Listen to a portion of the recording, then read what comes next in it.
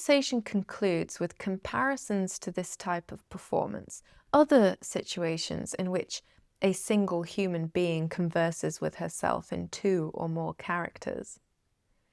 One of the examples given is dissociative identity disorder, in which the presence of two or more distinct or split identities or personality states continually have power over the person's behavior.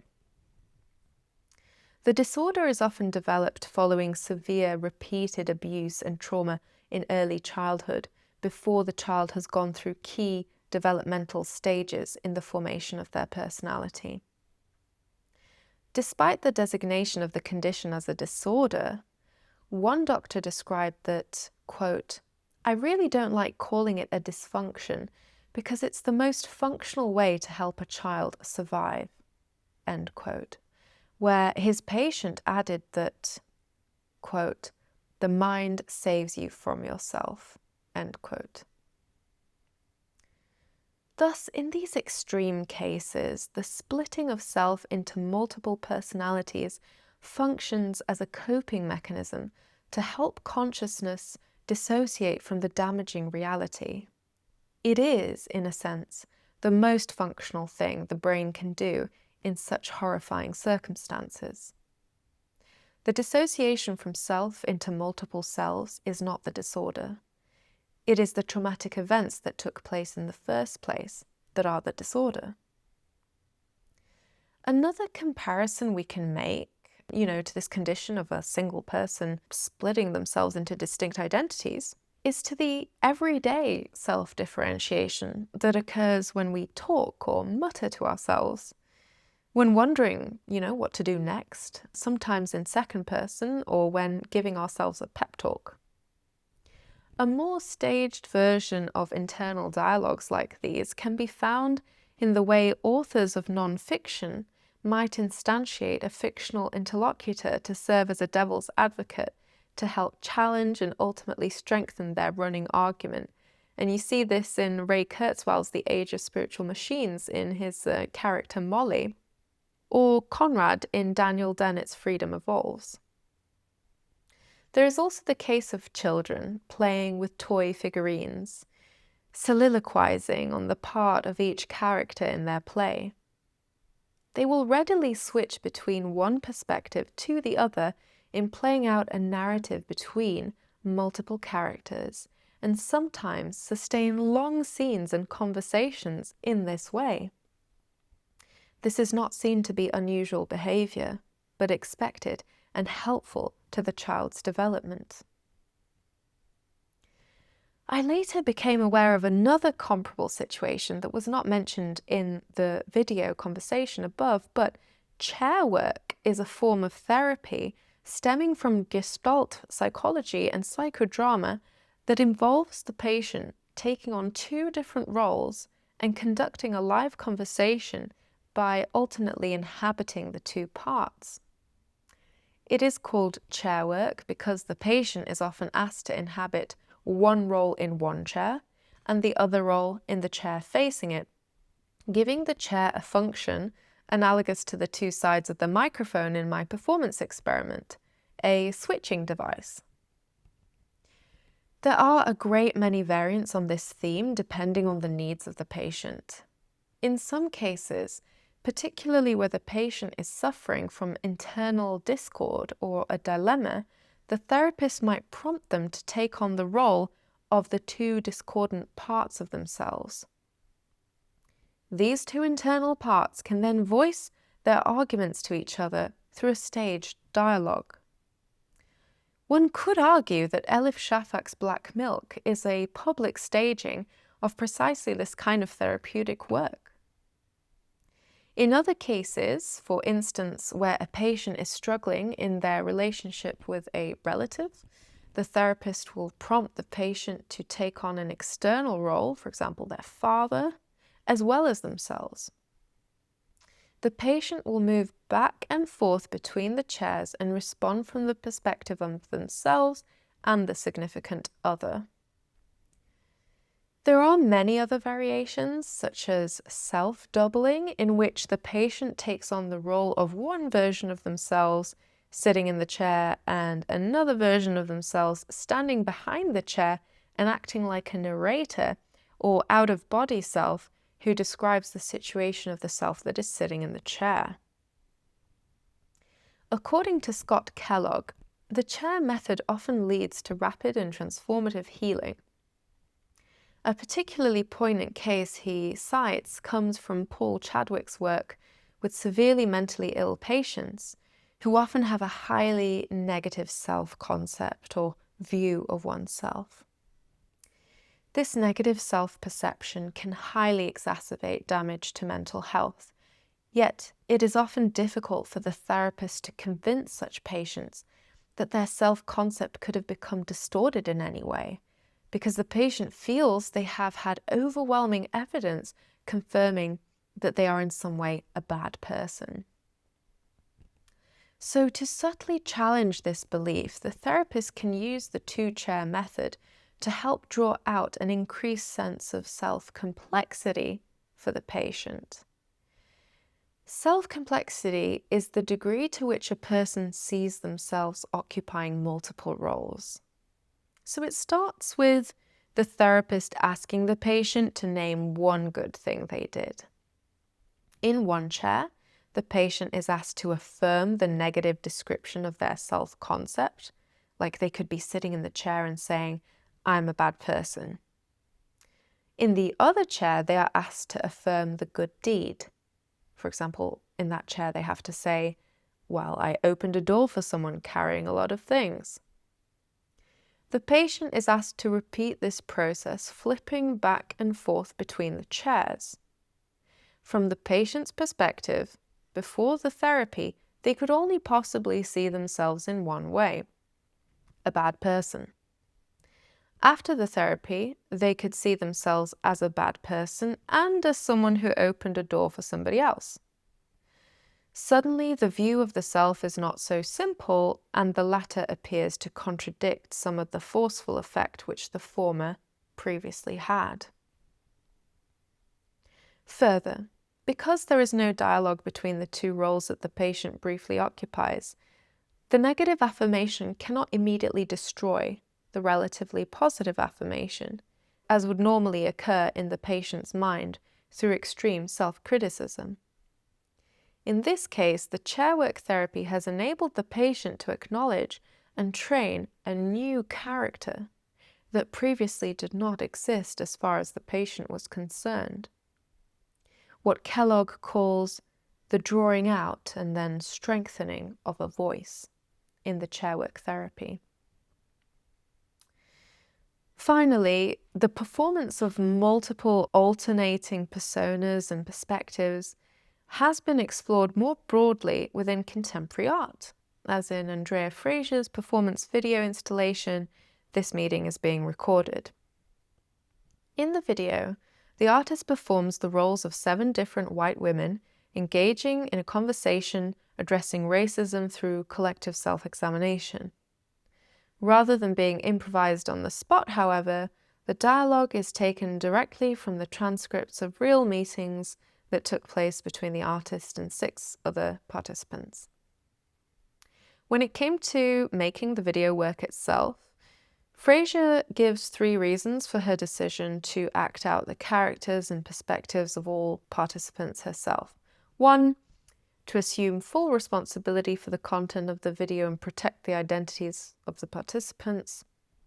2, to counteract the way in which individuals habitually project their own undesirable attributes onto others. And 3, to perform the racializing move of lumping together her white characters to counter the otherwise apparently neutral and universal status of whiteness. In this way, the multiple perspectives made available by the 7 women in the group conversation was what yielded the diversity of reflections on racism, and which provided the analytical framework. The artist performing multiple characters happens after the fact and is more relevant with regard to its experimentation with politics of representation than to what each of these positions makes thinkable to the artist when performing. Politics of inner self, this performative conversation with myself in two characters, it does differ from Andrea Fraser's performance in this regard, in that it is the splitting up of the self into different characters which yields the analytical framework made available by the multiple human participants in Fraser's work. Curiously, in all these comparisons to the present performance experiment, the inhabitation of multiple characters appears to have a certain therapeutic effect, even in the case of dissociative personality disorder, where the mind saves itself through the constitution of other possible realities that can replace the traumatic one. In chair work, the inhabitation of multiple roles allows the patient to contain the complexity of themselves or their situation in a way that can be comforting, since the object of therapeutic examination is being made less black and white or extreme. The present performance experiments similarly seem to have a therapeutic effect, although it could probably be more closely aligned to the effects of internal dialogue, like talking to yourself while cooking, or the child playing the part of multiple figurines when they're playing, since it provided a mode of enjoying companionship with oneself in the absence of other people.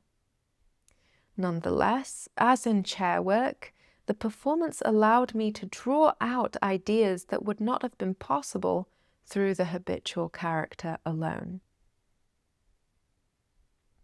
Another way of approaching the subject is that role players' thinking presents the possibility of something akin to running simulations on yourself.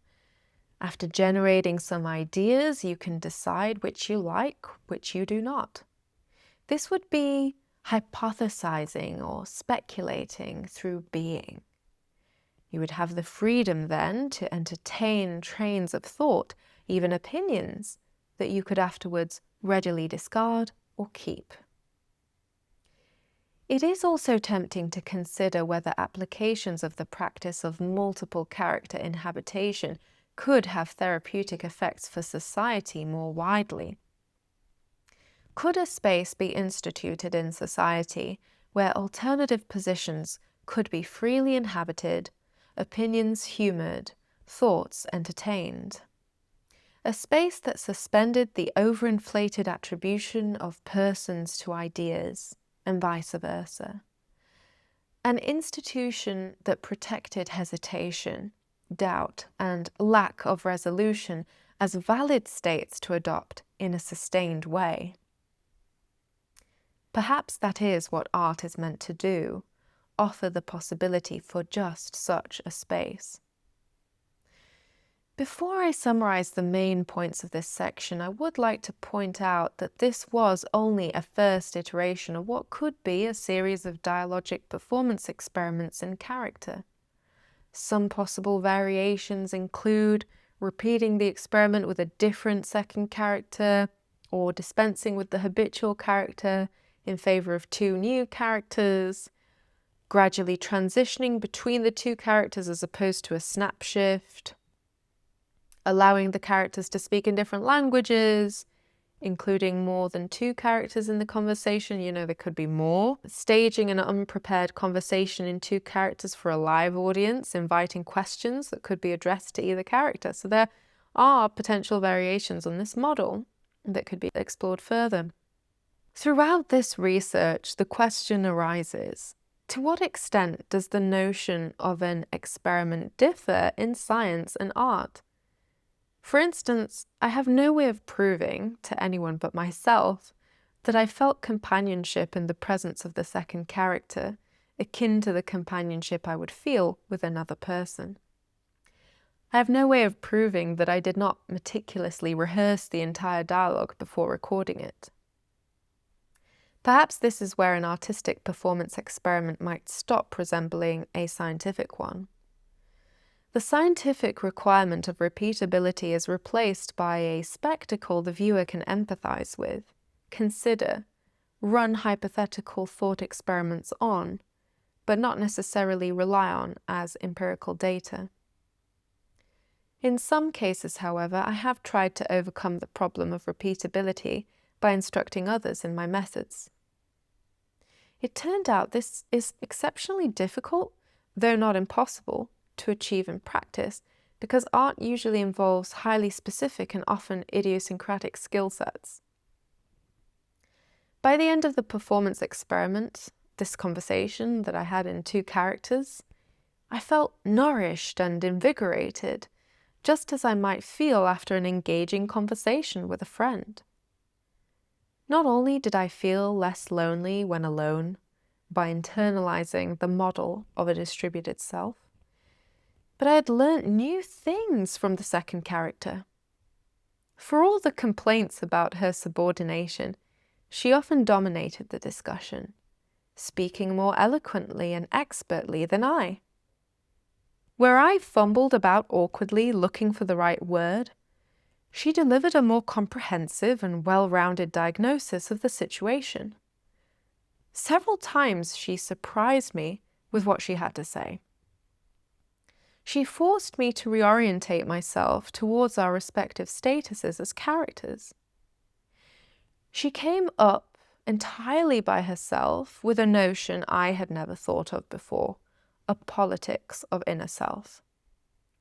This would be a politics that determines the way in which character expression is organized within a human being, since one can only perform one character at a time. Such a politics also introduces the ethics of managing classes of character, what she called the dominant character and its supposed counterparts, subordinate characters. Thus, what I may have in the early stages of this research called my real self, as opposed to my fictional characters, I was now led to refer to as the dominant character and subordinate characters. At the same time, the very success of my discussant in imposing these terms on the dominant character undermines her claim to inferiority, and by the same token, the distinction itself.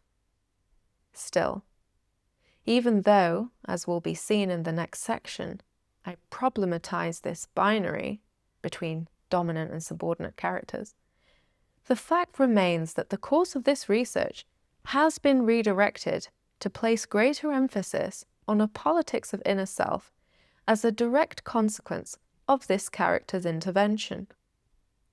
The key takeaway of this experiment, therefore, is that I can consult my characters on matters to which I do not currently have the answers.